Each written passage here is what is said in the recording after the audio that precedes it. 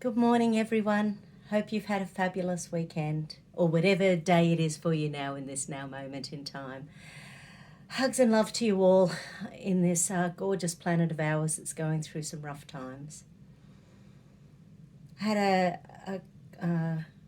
I've just been listening to some information from around Australia this morning, and there are more laws that are being looked at being passed in Australia, and I know these are being looked at around the world where the government is trying to make free speech even less free than it has been for the last year, which, as we know, censorship is rife. And they're trying to change online algorithms so that people can be fined for spreading misinformation. And of course, let's think about what misinformation is. In Australia, misinformation is not agreeing with the government. It's not agreeing with the government. Now, that's a very slippery slope, as you can imagine, because if we're free, aren't we entitled to our opinions? If we're free, aren't we entitled to our own history, our own traumas, our own beliefs, our own understanding?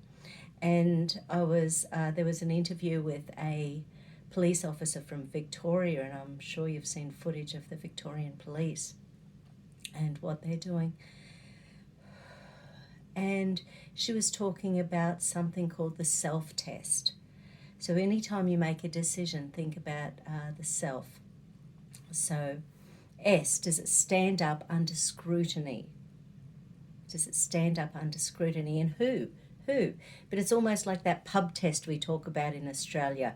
If old Uncle Dick and his wife Betty can have a chat about it and decide, well, that doesn't make sense that 50,000 can go to the footy and 10 can dance at a wedding. Does it stand up under scrutiny, these laws? Can a virus catch us when we're standing up if we don't have a mask on, but as soon as we sit down we take the mask off, we're safe? Does that stand up under scrutiny? If there's 20 cases in an entire state the size of half a dozen European countries, does it stand up under scrutiny that everyone has to and check in? Does it make sense? Does it stand up under scrutiny? E is evidence. What evidence is there to back up the decision? What evidence is there? And is it ethical? So evidence and ethical. And ethical, you sort of think about that, and ethics are about looking after one another. On this planet of ours, we all have inalienable rights. We all have the right to be human. We all have the right for sovereignty. We all have the right to make choices about our own bodies and our own lives. So is it ethical? What evidence backs it? L. What was L? I might pause for a second because I'm trying to think.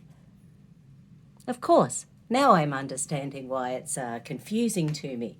Is it lawful? Of course, if they make laws, then it's lawful. That's what our army and police are telling us. But there's so many people here in Australia who are researching the Constitution, researching a lot of history, and, there's all sorts of shenanigans going on. So that one, I think, has to go. Anyway, so is it lawful? Whatever, they're saying it is, so let's move on. But the last one is it fair? So obviously, I just listened to a lady, an Indigenous woman from New South Wales, and her son. Was he her son? Sorry, I don't know who he is, but she's an elder in her community. And there's a young man, sorry, I've forgotten whether he was, but there's a young man in her community who had been in contact with a Rona person. So he'd gone in for his 14-day quarantine. At the end of the 14 days, for whatever reason, they switched him to another room. So therefore, they put him in for another 14 days quarantine. And because he has had a huge history with challenges, trauma in his life, being locked away for a month without eight negative procedures, he then ended up jumping out a 3rd-story window from quarantine, broke his leg, and now he's back in quarantine and he has to go to court. And his auntie and the member of IMOP, the Informed Medical Options Party here in Australia, the leader of them, they went to the local police, and the police said, nothing we can do. We're bound by the Chief Health Officer's rulings. So there's no laws except for these 7 people in Australia who are making the laws for each individual state. They have all of the power, which, is that fair? Is that fair? That, 5.5 million people here in Queensland have to do what one woman says, and trust me, she is not paying attention to the science. She just is not.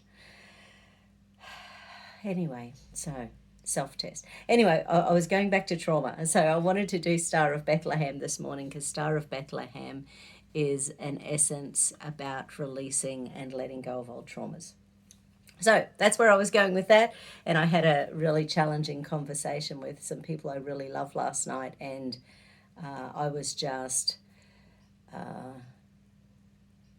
stunned at the hatred is too strong a word, but the it felt like hatred. It wasn't hatred, I'm sure it wasn't, but it felt like hatred at me for my beliefs. So she didn't listen to the words I said. She attacked everything I said rather than actually listening to any words I was saying. And I think there must be fear underneath that. I'm sure she wouldn't agree with that, but I think there must have been some real fear underneath that. Because I was saying things that I didn't know about her while I was telling her husband something. So I did not know something about her anyway. So, but this is the time we're in. It's there seems to, emotions are so high and trauma is so high. And, so that's me babbling. Okay, part 2 coming up.